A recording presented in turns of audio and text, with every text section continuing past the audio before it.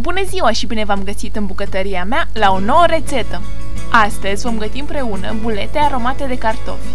Nu este o rețetă grea și nu avem nevoie de foarte multe ingrediente.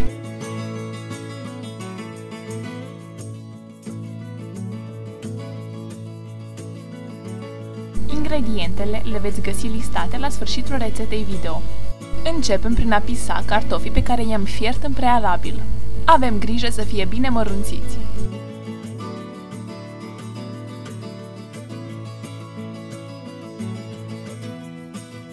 Adăugăm sarea, piperul măcinat, boia și chimenul.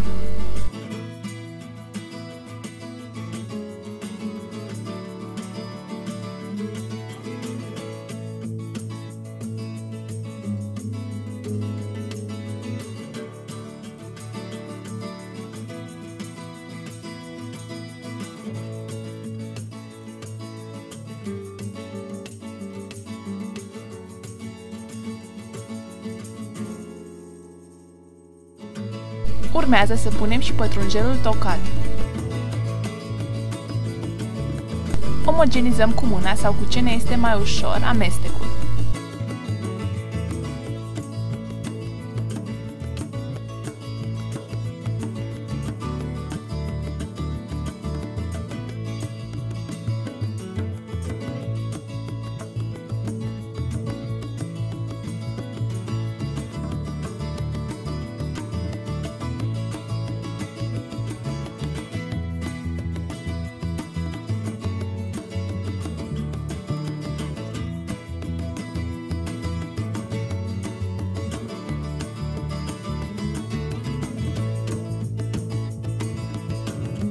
Adăugăm cașcavalul ras și amestecăm apoi din nou pentru a obține o masă omogenă.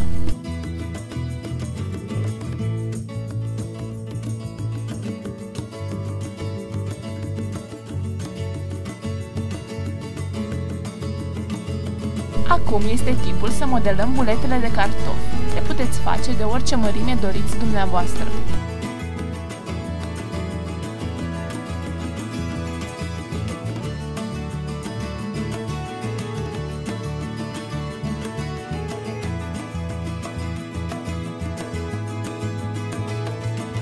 Așa arată biluțele înainte de a fi prăjite. Le dăm pe fiecare prin ou bătut, iar apoi prin pesmet.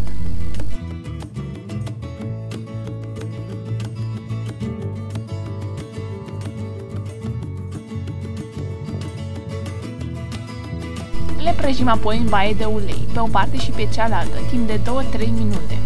Aveți grijă să nu le prăjiți însă prea tare, pentru că amestecul de cartofi poate ieși foarte ușor din coaja de pesmet.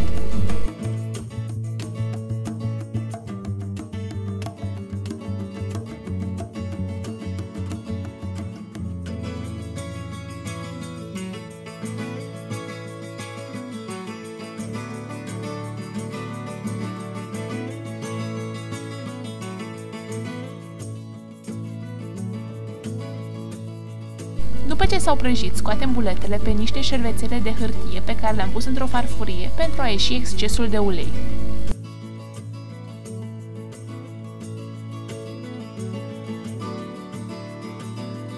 Așa arată buletele mele de cartofi aromate. Eu vă urez poftă bună și vă aștept cu drag data viitoare la o nouă rețetă.